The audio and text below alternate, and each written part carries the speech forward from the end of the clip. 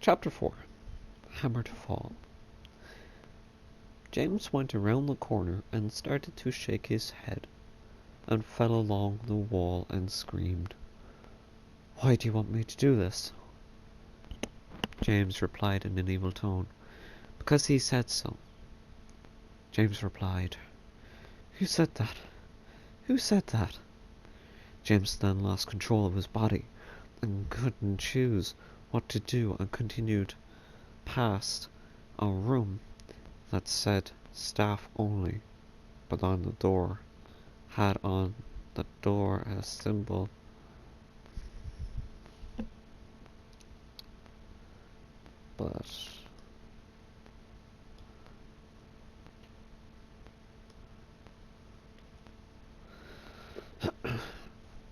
staff only, but on the door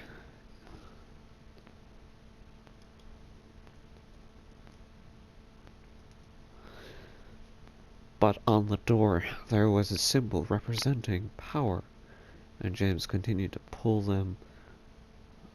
Oh, sorry. But on the door there was a symbol representing electricity, so James thought, "Is this the light room?" and went in, and there was a few fuses for the power, and James continued to pull them all and laughed and said, "Lights out, time to sleep." James turned around and continued to find Dr. White's office, and came to a long hallway, and at the end of the hallway there was a door, and James moved slightly closer and saw the sign on the door.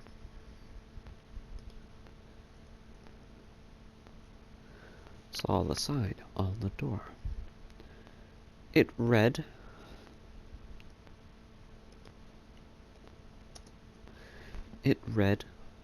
Dr. White's office, and called out, "Oh, Dr. White!" James then saw the door open, and then he saw Dr. White, and he said to James, "James, what are you doing?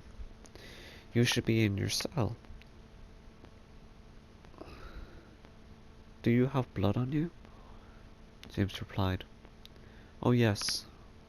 The doctor replied, "James, I feel you have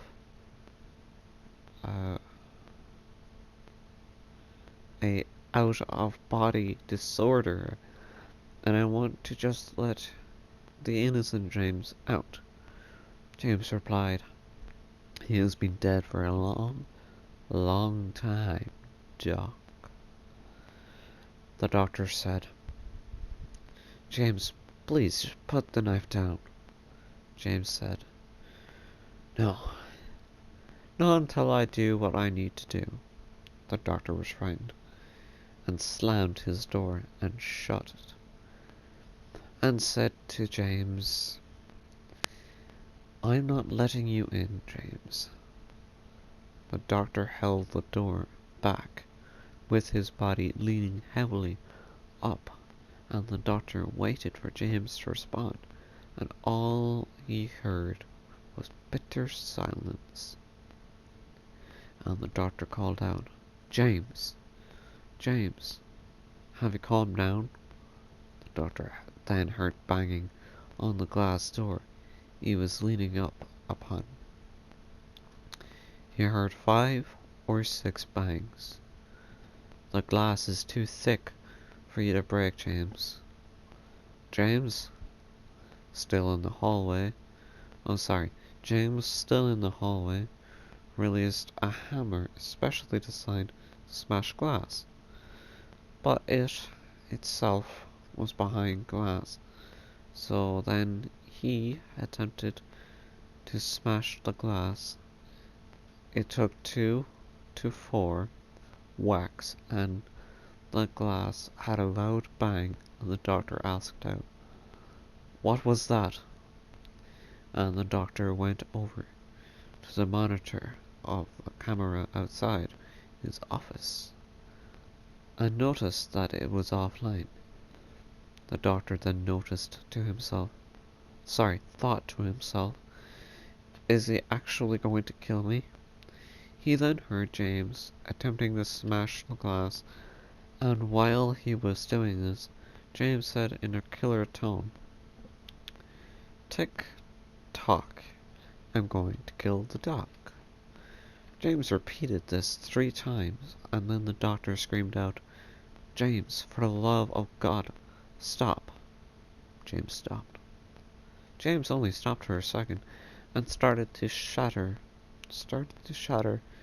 and then the doctor was trying the emergency button for help, but the power was out. But then the doctor wondered, wait, does the button have its own line to run, though? The doctor's heart started to beat fast and faster as it got closer to the glass completely smashing. The doctor decided to have a drink and said, "One more for the road," and poured a little bit into a glass and knocked back the drink. And once he was finished, he slammed the glass down on the table and and then the door's glass broke. James stood there with the glass completely broken and was panting because he had to break through tough glass. James said nothing to the doctor, but the doctor said to James, "You don't have to do this." James lifted the hammer in his right hand, and the doctor tried to hold up the hand, but the weight was becoming too much to bear, and then James gave the doctor a hard punch right in the face. There should be in the face, and knocked him to the ground, and James shouted while holding the sharp hammer above the doctor, "You lied to me.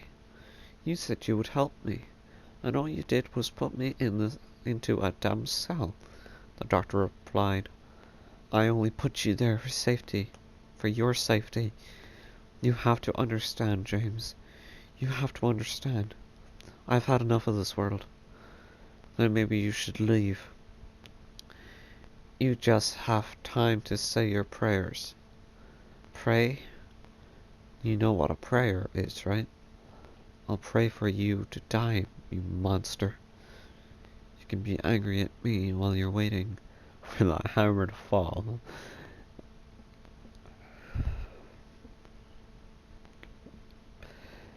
The hammer landed into the doctor's chest, and blood started to pour all over the floor. And then the doctor screamed, "Ah, James, I hate you." The doctor bled out while James left the facility and stole that was parked. Sorry. Let me read that again, I forgot a word. The doctor bled out while James left the facility and stole a car that was parked right in front of the hospital. He broke the glass and started making a siren sound. And it started making a siren sound. But then James tried to hotwire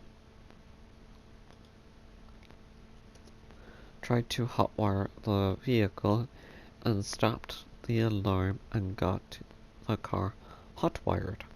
And the car made a loud engine sound, and James said, "There we go." Meanwhile, behind the car that James was in, somehow Matt, James' friend, was behind after doing some... Oh, so he was in the car behind James. That's cool and strange.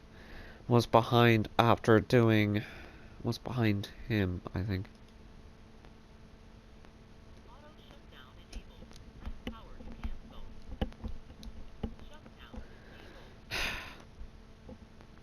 Let's read that again.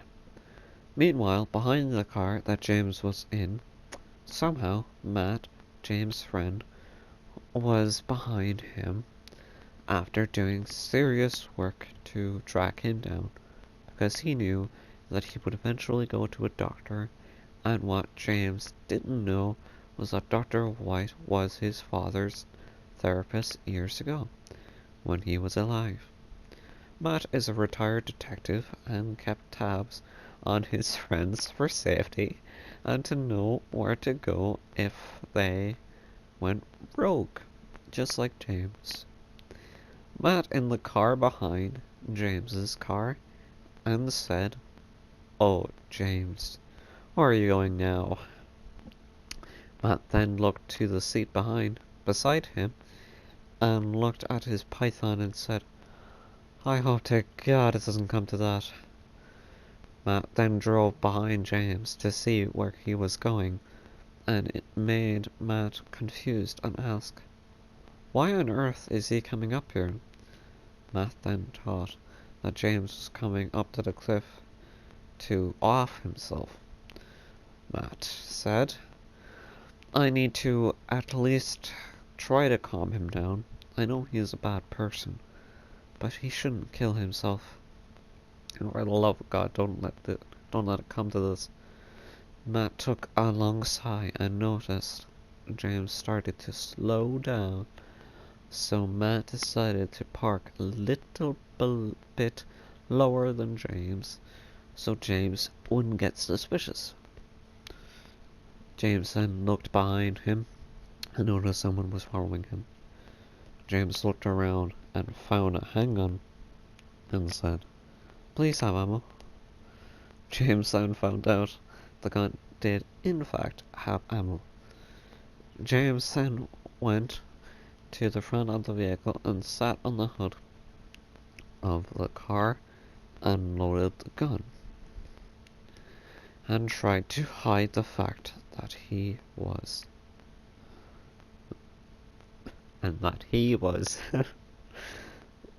that's literally how it ends.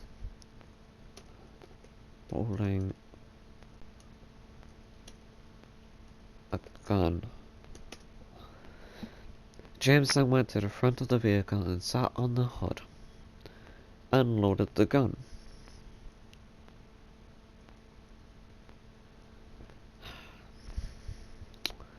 James then went to the front of the vehicle and sat on the hood and loaded the gun, and tried to hide the fact that he was holding that gun. And that is chapter 4, guys. I hope you'll join me for chapter 5, the last chapter, I do believe, unless there's a secret chapter 6 in there. No. And then we'll move on to the sequel. I'll be leaving that in a couple of weeks or so. Who knows? Who knows how long I leave it? Anyway, thank you for joining me, and I hope you'll join me in the next one. Let me know what you think of this chapter. It's a very violent story. I must tell you, I'm so glad I'm not this violent anymore. Well, as violent.